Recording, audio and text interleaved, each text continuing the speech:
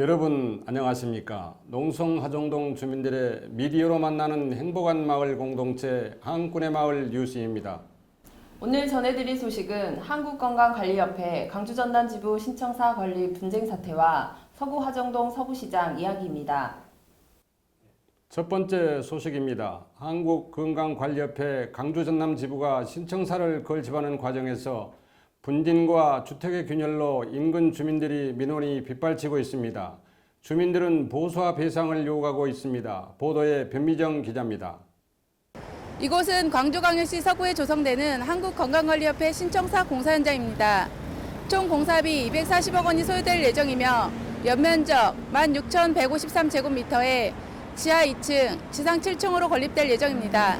주택을 철거하고 나서 새로 신축하는 공사 현장은 거대한 파쇄장으로 변해버렸습니다. 드나드는 덤프트럭과 포크레인 등의 각종 공사 차량이 오갈 때마다 뿌옇게 비산먼지가 일어나고 작업장에서 나오는 분지는 바람을 타고 여과 없이 인근 주택으로 옮겨가고 있습니다. 뿐만 아니라 각종 장비에서 발생하는 진동은 마치 지진이 일어난 것만 같은 공포를 느끼기에 충분합니다. 그러나 소음이나 비산먼지를 줄여주는 시설은 찾아볼 수가 없습니다. 그리고 철거 과정에서 나온 철근 콘크리트 덩어리와 각종 자재가 뒤섞여 있지만 안전 펜스를 설치하지 않아 보행객과 민원인의 안전사고마저 우려되는 상황입니다. 땅바닥이 이렇게 지진 있는 것 같아요. 지진. 제가 다시 한번 말씀드리지만은 자 중단하고 합의점을 찾아라고요. 사정이 이러함에도 시행사인 건강관리협회 측은 공사 시행 전 주민 간담회 등의 기초적인 조치를 단 한 차례도 취하지 않았고 대책 마련을 요구하는 주민들을 물리적으로 저지해 주민들의 원성이 커지고 있습니다. 현 시간부로 업무방해죄 현행범으로 체포합니다. 자, 변호인 선임할 수 있고 사건에서 변명할 수 있으며 체포 구속적부인 청구할 수 있습니다. 이쪽 오세요. 하지 말고.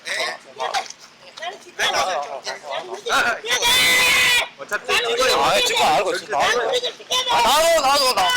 우리 집 주민들은 공사 자체를 반대하는 입장이 아니라 안전한 공사를 요구하고 있지만 건강관리협회와 경찰, 건설업체가 이를 왜곡하면서 사건의 본질을 흐리고 있습니다.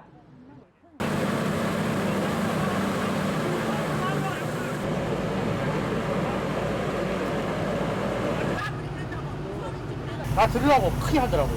나도 그러 죽어보라고. 인근 주민들 또한 주민들이 이렇게 고통받고 있는데 경찰이 주민을 돕지는 못할 망정 일방적으로 건설업체 편에 서서 하수인 역할을 하고 있다면서 울분을 토로하고 있습니다. 어찌됐든 간에 현장에서 다쳐서 119 가서 싣고 갔으면은 오늘만큼이라도 중단을 해야 되는 게 상식적이고 또 문제가 있다는 거는 그쪽 사람들은 일반적인 이야기. 저희는 법에 의거해서. 아니 그러니까 이제 저희들은 그것을 우리가 지는 게 아니고 본회에서 지는 거기 때문에 아직 결정이 다 난 건 아닙니다. 이에 대해 관할 관청인 광주서구청은 현장을 점검해 주민들의 피해가 최소화될 수 있도록 조치하겠다고 밝혔지만 본격적인 터파기 공사가 시작되면 소음과 진동 피해는 물론 집안의 침하와 이미 상당수 균열이 진행된 집들의 손상이 더욱 가속화될 것을 우려하여 주민들의 걱정은 날로 커져가고 있습니다. 한꾼의 마을 뉴스 변미정입니다. 두 번째 소식입니다. 완성적인 주차난으로 인해 시장 발전은 물론 지역 주민들 간 갈등을 빚어왔던 화정동 서부시장에 공영주차장이 개설되었습니다. 시장 인근 광주 신세계 특급호텔 유치와 관련한 상인들의 입장과 함께 기타 소식을 전해드리겠습니다. 보도에 가금미 기자입니다. 흥겨운 노랫가락과 각설이 춤이 어르신들의 흥을 돋굽니다. 이어지는 난타 공연과 풍성한 음식들이 오늘은 좋은 날이라는 것을 실감케 합니다. 서부시장 상인들의 오랜 수건이 공영주차장 개소식이 열리는 날입니다. 이날 개소식은 이무진 상구청장을 비롯한 각계 인사들이 참여한 가운데 성대하게 치러졌습니다. 쇼핑의 편의성뿐만 아니라 만성적인 주차난으로 인한 주민들 갈등도 해소되는 계기가 될 것으로 기대됩니다. 시장 활성화에 큰 도움이 될 거라고 저는 믿습니다. 대지 13,240제곱미터에 총 90여 개의 점포가 입점해 있는 화정동 유일의 전통시장인 서부시장은 80년대까지는 매우 번성했던 시장이었지만 인구 변화와 인근에 형성된 대형마트 등의 시대적 흐름에 따라 쇠퇴의 길을 걸어왔습니다. 그때 서부시장이 조그만하게 있어가지고 단층으로 있어가지고요. 재래시장으로서 장사하자 할 때가 참 풍부하고 그랬는데요. 신세계가 생긴 바람에 이 장사하신 사람들이 오래 버티지 못하고 거의 다 이제 장사를 못하길 정도로 돼가지고요. 서부시장은 전통시장 인정 등록에 이어 작년 7월 불고기 거리 조성과 강주 신세계와 전통시장 활성화를 위한 상생 발전 협약을 체결하며 도약을 꿈꾸고 있습니다. 우리 상인 회원들이 다 노력해서 정부 지원을 받아갖고 중소기업청 50%, 시에서 25%, 구에서 25% 해갖고 전액 국고에서. 그러나 이러한 서부시장 상인들의 노력에도 불구하고 주변 상황은 희망적이지만은 않습니다. 시장 활성화를 위해 추진된 불고기의 거리 조성 사업이 홍보 부족과 지역 상인들의 참여 부족으로 1년 만에 좌초되었습니다. 또한 서구청이 전통시장 현대화 사업과 관련하여 페널티를 부과한다는 일부 지방지의 보도 내용을 서부시장 상인회는 오보라고 반발하고 있습니다. 우리 서부시장을 알리기 위해서 간판이지 불고기 간판은 아닙니다. 저희 서구청에서는 불고기 거리 특화 사업을 지원한 것이 아니고요.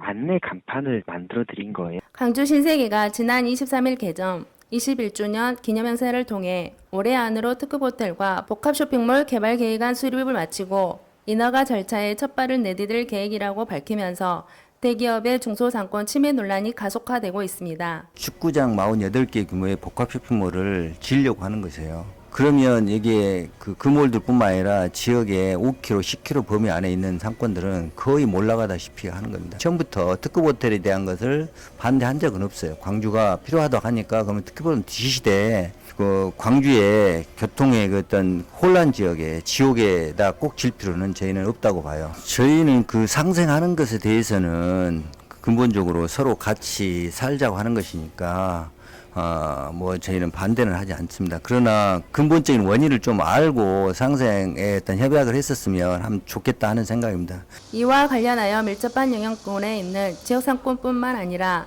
전통시장인 서부시장과 양동시장의 상인회가 찬성 입장을 발표한 가운데 내부 논쟁은 가열되고 있습니다. 품목 제한 없이 다 모든 것을 다 맡아서 하기 때문에 서민장사들은 힘들어요 지금. 이제 그런 데는 좀 이제 쇼핑하러 젊은 사람들이 가면 많이 그리 붐빌 것이고 이제 이렇게 또 지리시장 타는 사람을 늘 찾고 때 거기가 별 차이가 없을 것 같아요. 생긴다 해도. 찬성해요. 맨 처음에는 모를 때는 이 동네가 너무 복잡하지 않을까 그렇게 생각했는데 전체적으로 보면 더 활성화가 많이 되고 반대 입장이죠. 지금 경기로 봐서는 우리한테 굉장히 많은 타격이 줄 거라 생각하고 있습니다. 이렇듯 급변하는 상황 속에서 소규모 전통시장의 복합 쇼핑몰 건립을 반대하고 고유 브랜드 개발에 나서야 할 것인지 그렇지 않으면 거대 유통자본과 상생의 길을 모색해야 할 것인지 관심이 모아지고 있습니다. 한꾼의 마을 뉴스 곽은미입니다. 지난 5월 28일 구의역 승강장에서 19살 청년이 작업 중에 스크린도어에 끼어 숨지는 사건이 일어났습니다. 당시 청년은 식사도 제대로 못하고 업무에 쫓겨다녔는데요. 기본적인 안전관리 규정마저 지켜지지 않았다고 합니다. 이러한 청년 노동 문제를 적극적으로 대응하고 있는 단체가 있습니다. 강주 청년유니온 문정은 위원장을 초대하였습니다.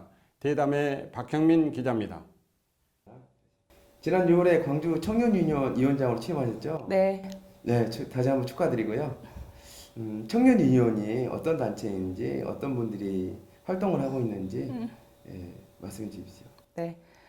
광주 청년유니온은 대한민국 최초의 청년들의 노동조합입니다. 대한민국 19세에서 39세의 어느 청년이라도 아르바이트를 하던 또는 비정규직 일자리든 아니면 구직을 하고 있는 청년이든 상관없이 누구나 자유롭게 가입해서 활동할 수 있는 청년들의 노동조합입니다. 위원장님 혹시 이런 이야기 들어보셨어요? 추모가 일상이 되어버린 나라의 어른으로 미안합니다. 네, 기억납니다. 구의역 스크린도어에 의해서 유명을 달리하신 그 청년과 관련된 이야기였던 것 같아요. 네, 그렇죠. 5월 28일 날 구의역 스크린도어 이렇게 작업 중에 19 청년이 이렇게 희생이 됐습니다. 네. 당시 상황이 제대로 식사도 못하고 또 그리고 안전관리 규정마저 제대로 지키지 않았던 것으로 지금 파악되고 있거든요. 우리 청소년 노동자들이 이런 위험에 쉽사리 노출되고 있다고 하는데 실제 어떻습니까? 네, 방금 말씀해 주셨던 것처럼 여전히 청소년과 청년들은 우리 사회 가장 위험하고 불안정한 노동에 노출되어 있습니다. 방금 말씀해 주셨던 것처럼 서울에 있는 지하철역에서 일하던 19살의 청소년이죠. 그 친구 역시 매일매일이 위험한 그런 노동 현장에 노출되어 있었습니다. 그뿐만이 아닙니다. 아마 청년 유니온 하면 기억나시는 일이 있을 텐데요. 피자 배달 30분 제도를 폐지했었던 단체입니다. 저희가 불과 한 6, 7년 전에 대형 피자 업체에서 30분 안에 피자를 배달해주면 피자를 배달하지 않으면 환불해줘야 되는 그런 규정들이 청소년 청년들을 너무나 위험으로 몰고 있다라는 고민이 들어서요. 그 제도를 폐지했었습니다. 그런데 최근에 기사를 보니까 20분 배달제라고 하는 신종 제도가 또다시 생긴 거예요. 그래서 그 20분 배달제에 의해서 또다시 청년이 희생되는 그런 안타까운 사고도 있었습니다. 네, 그 청년 유니온이 이렇게 보면 세대별 노조라고 네. 볼 수가 있죠. 네. 근데 그 민주노총 등 참 그 힘 있는 노조들이 많거든요. 네. 근데 반면 청년 유니온은 기업 내에서 있는 노조가 아니고 그러다 보니까 계약 시점이 다가오면 과연 우리 청년들이 청년 유니온에 가입할 것인가 이런 그 우려가 좀 있거든요. 그런 까닭에 교섭력이 없는 그런 그 청년 유니온의 어떤 그런 활동들이 단순하게 어떤 그 청년들의 치기 어린 목소리가 아닌가 그렇게 치부되는 어떤 그런 목소리들이 있는데 어떻게 생각하십니까? 청년 유니온은 벌써 7년 차 동안 운영되고 있는 노동조합인데요. 지금 방금 말씀해 주셨던 것처럼 청년 유니온은 특정한 사업장에 소속되어 있는 노동자들이 가입하는 노동조합은 아닙니다. 그래서 오히려 사회적으로 더 많은 시민사회와 연대해서 활동할 수 있는 장점이 있는데요. 또 역시 지적해 주신 것처럼 특정한 사업장 내에 가입되어 있는 노조가 아니다 보니까 정확한 교섭의 대상과 또 교섭의 내용들을 강제할 수 있는 규정이 없는 것도 사실입니다. 그러나 지난 서울시와 서울시 청년 유니온이 함께 만들었었던 사회적 교섭이라고 하는 그런 약속들이 있습니다. 사업장 형태의 그런 협상은 아니지만 서울시가 청년들의 노동과 고용 그리고 안전한 일자리를 위해서 서로 함께 약속해야 될 것들을 사회적 교섭이라고 하는 형태로 만들어 갔었는데요. 저는 그런 것이라면 충분하다. 광주에서도 사회적 교섭을 통한 청년들의 안전하고 따뜻한 일자리를 만들기 위한 노력들이 가능하다고 생각하고 있습니다. 네, 올해 2016년 최저임금이 6,030원으로 알고 있습니다. 네, 올해는 그렇죠.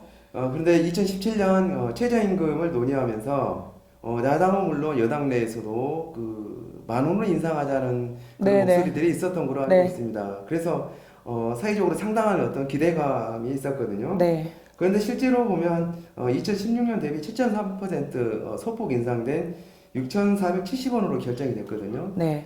위원님 생각은 어떻습니까? 만족하십니까? 아니요, 전혀 만족하지 못합니다. 사실 이번 최저임금 인상 국면에서 청년 유니온의 위원장인 김민수 위원장도 노동자 당사자 위원으로 들어가서 참여했습니다. 저도 최저임금이 결정되는 마지막 법정 시한이었던 6월 28일경에 세종시에 가서 고용노동부 앞에서 항의 집회도 하기도 하였는데요. 사실 최저임금이 이렇게 해년마다 낮은 수치로밖에 인상될 수 없는 구조적인 문제가 있습니다.